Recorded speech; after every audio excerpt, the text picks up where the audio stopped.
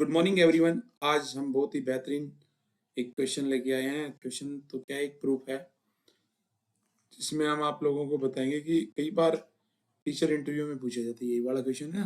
कई बार टीचर से पूछ लिया जाता है कि बताइए कि एक स्फीयर है जिसका सरफेस एरिया 4πr² क्यों होता है, कैसे प्रूव करोगे। तो बेसिकली ये हम 9th-10th के स्टैंडर्ड के हिसाब से करेंगे। इसके बहुत सारे मेथड हैं, इंटीग्रेशन से भी कोई कर सकता है, अलग अलग मेथड है। बट आज जो हम बताने जा रहे हैं उस मेथड में हमने क्या किया है वो मैं बताता हूँ।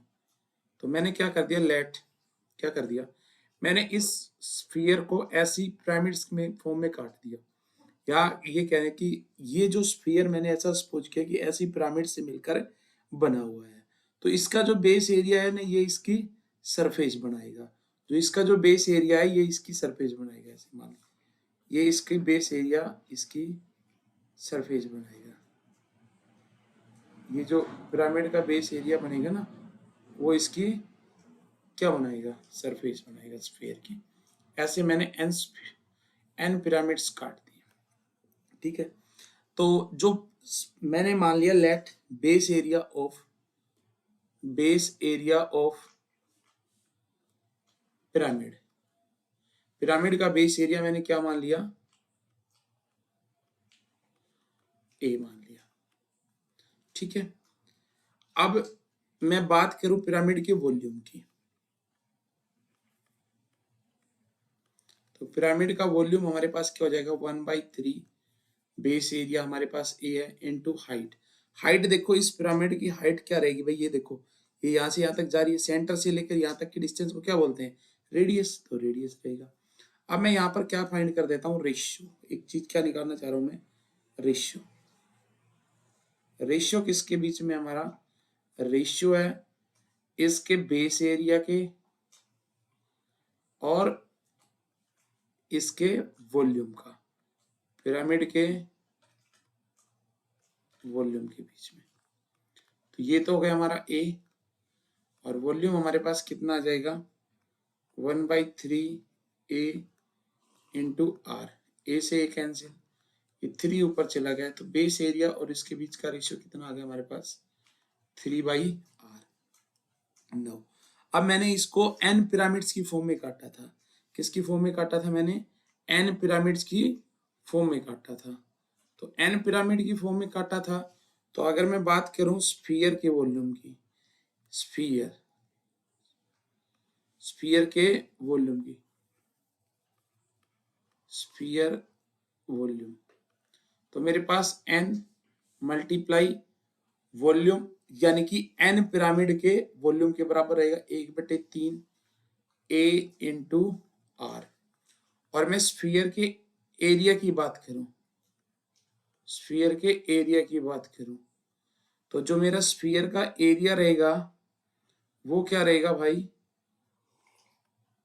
वो रहेगा n पिरामिड के बेस एरिया के बराबर, बेस एरिया ऑफ पिरामिड, इसके बराबर रहेगा। अब देखो मैं इन दोनों के बीच का भी रेशियो फाइंड करना चाहूं, तो देखो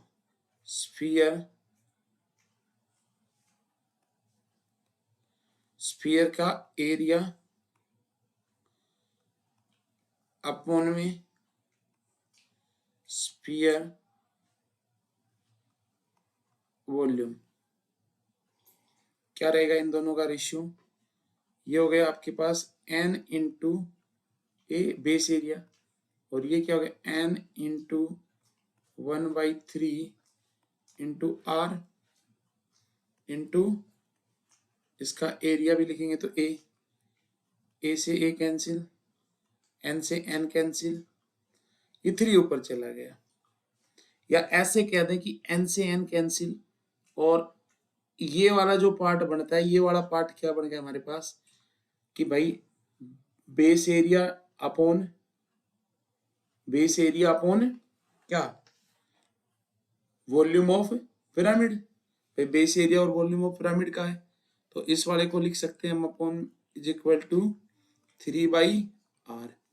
तो हमारे पास ये आ गया। तो हम यहां ऐसे बोल सकते हैं स्फीयर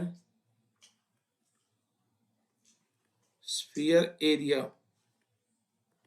क्या आ जाएगा, मल्टीप्लाई स्फीयर वॉल्यूम